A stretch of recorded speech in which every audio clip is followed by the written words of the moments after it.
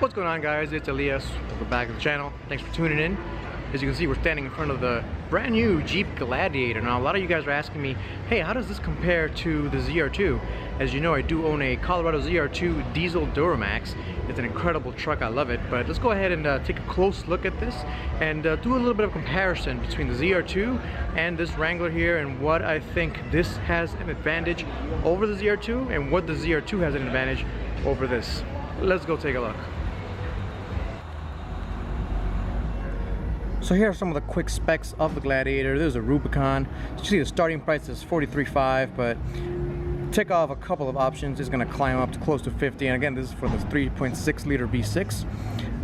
I like the fact that they advertise the crawl ratio and the fact that it has very big tires and LED lighting. So let's go ahead and take a look at the interior now. So what we're looking at here is the Jeep Rubicon version of the Gladiator. The Rubicon is basically the top of the line. Yes, there's a launch edition, but this is pretty much the top of the line for people that are not going to spring for the launch edition. And actually the launch edition has already been sold out. So for what you can get, the Rubicon is the top of the line. So this is going to have all the bells and whistles. This is about a $50,000 truck, which actually compares pretty nicely to the ZR2.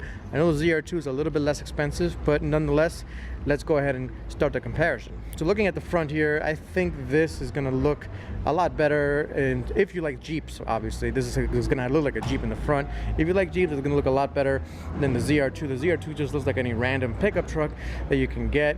If you get this, it'll have that Jeep branding that people do love. It's got that rugged look. Now, looking closely at it, the features that this has, I do like the standalone fenders with the lights on them. It looks like you can just kind of bolt them off, and I'm sure a lot of people will bolt these off and replace them with whatever else they want. I'm sure there's going to be a ton of accessories for this in the aftermarket. But besides this is a pretty cool bumper. You could actually unbolt this front here and open up that front for the wheel.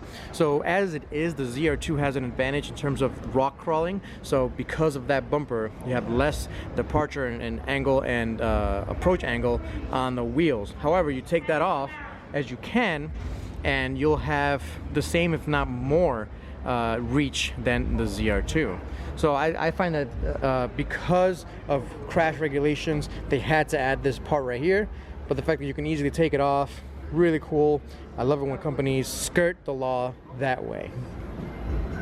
One of the things that I like as well is that they actually painted the hooks. I like that these hooks are so prominent, and they painted it for the looks itself, and it's pretty cool that they do that. And the bumper itself, that's a metal bumper.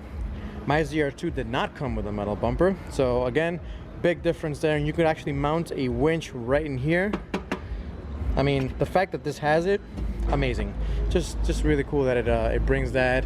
And being a Rubicon, as you can read right there, this front-facing camera you can get as an accessory on the ZR2, but for a Wrangler, it's, and I keep calling it a Wrangler, it's a Gladiator, but in the front it's basically the same as a Wrangler. This is an awesome thing to have when you go off-roading. Actually, even when you're just parking in the mall, you're mall crawling, that comes really nifty. And I do want to add this to my ZR2. The fact that you can get it pretty much standard on a Rubicon is a really cool option. Again, styles-wise, you know, subjective, everybody has their choice, but looking at this versus a ZR2, you're going to notice this way more than you're going to notice a ZR2. So if you like to stand out, this is winning versus the ZR2. So another thing that's going to be very comparable to a ZR2 is, of course, the 3.6 liter Pentastar engine found in the Rubicon or the Gladiator. It's going to be basically comparable to the V6 in the Colorado. They will be coming out with a diesel version very soon. So again, ZR2 diesel versus the Gladiator diesel is going to be kind of a wash. We'll see what the specs are when it comes out. But again, the engine choices, very similar to Colorado versus the Gladiator. Now looking closely down here at the front wheel, of course you got some fairly nice brakes here, but these are standard. You don't buy these things to go racing. Let's look specifically at the shocks. Now this has a Fox shock suspension, and for what it's worth, Fox shocks are really good. These are specifically tuned for the Gladiator. You see the Rubicons on the side there, stamped Rubicon. Now compared to the ZR2, I'm actually very partial to the ZR2 suspension. I think the ZR2 wins on the suspension front. The DSSV Multimatic shocks make the truck feel like a car when you're driving around. It feels like you're in a Cadillac, frankly. And when the things get twisty, it doesn't roll around as much as other cars and trucks. So if you've driven the Tacoma off-road, that thing rolls around like crazy, and that's because it's designed to go off-road. Now the ZR2, it's super steady when you're driving around town and you're driving in the back roads. Again, not one of the main things people are looking for in a truck, but if you're daily driving it, it's super good to have super steady suspension. And I know Fox shocks are not going to offer the same suspension feeling as the DSSV shock in the ZR2. So I think +1 for the ZR2 here.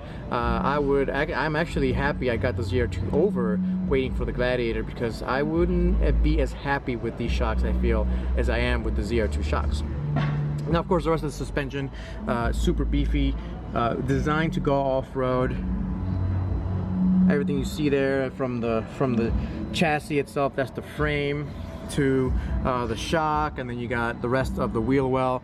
It's all made to be replaceable and easy to modify, and not only that, it'll be pretty durable as well. Now the tire that it comes with, it's a Falcon Wild Peak MT tire. I haven't actually seen too many of these. I'm very happy with my Wrangler Duratrack tires, and they've been really good tires to me. So I don't know how these perform. They are bigger than the ZR2 tires, so +1 for the Wrangler on the tire package, and I think you can fit a much larger tire and wheel package on these Wranglers or Gladiators than you can on the ZR2, so something to consider. Now again, another note on the Gladiator styling: if you like the way Wranglers look, you're gonna love the way the Gladiator looks. This thing looks really good in every way that you can look at it. Every angle is really good. Everything is super straight up. It basically looks almost like a military truck, which is what people do like about these. Let's go ahead and step inside and take a look at the interior.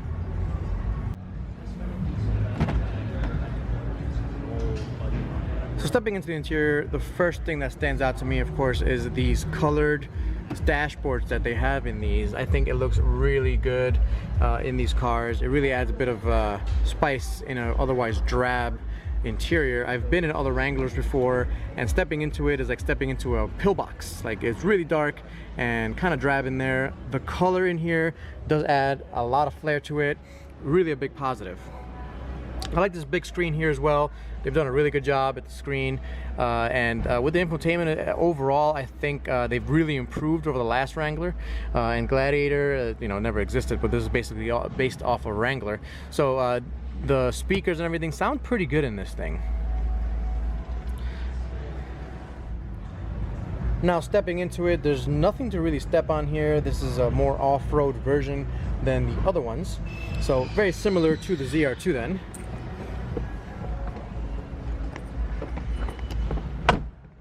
And there we go. The dash itself, pretty small for a vehicle of this size, but they usually keep it pretty compact. It's got everything you need right in there. It actually kind of seems a bit busy. Everything that's going on in there, everything kind of small font. Even the speedometer is very small font. I would probably guess some people are going to complain about that.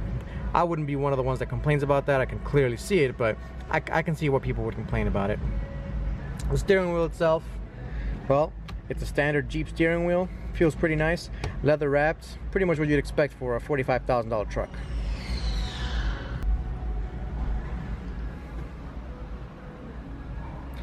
Now here's something you don't get in a ZR2. This is a physical shift selector for the transfer case in the middle of the car. You can switch from 2 high, 4 high, neutral, and into 4 low. It's really cool that they have the old school style way of shifting around, and it also has a bias control, so you can front and rear only, so you can have lock both the front and the rear lockers using this. And you could turn off your sway bar using this. That's, I mean, that's super cool. In the ZR2 you do not have a sway bar disconnector. This does, so you will get more articulation out of this than you will from the ZR2.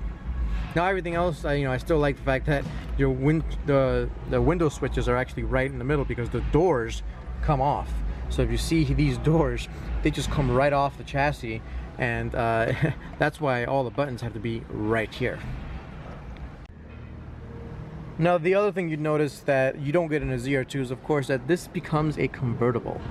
So what you're seeing there is the roof of the Jacob Javits Center, because we are at the New York Auto Show, of course.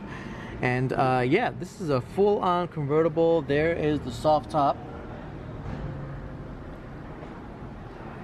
Again, a feature you do not get from your ZR2. You don't have that feature.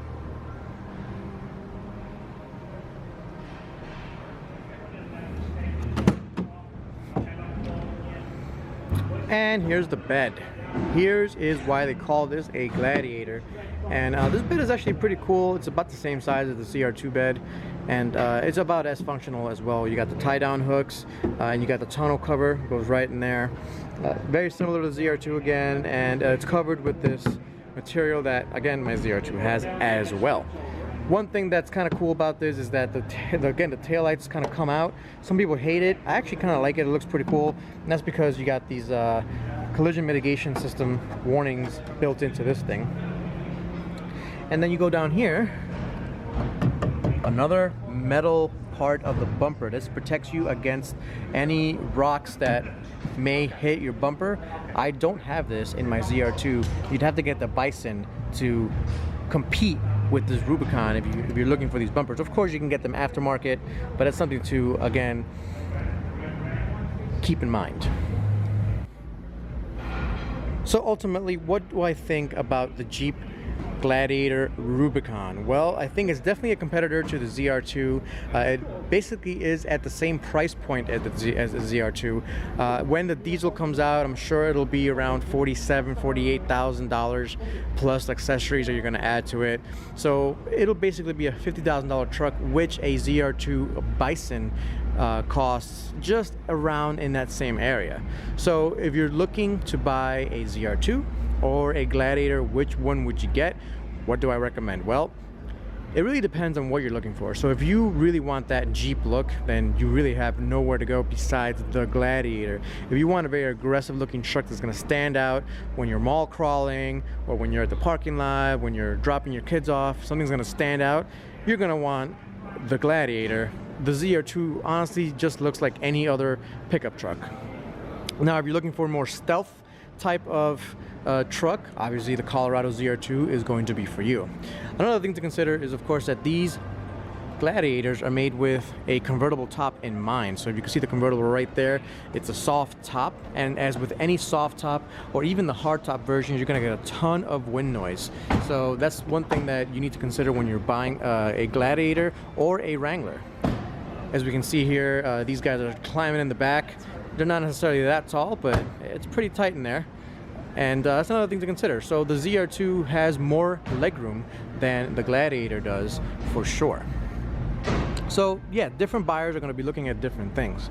Now, which one's more capable off-road?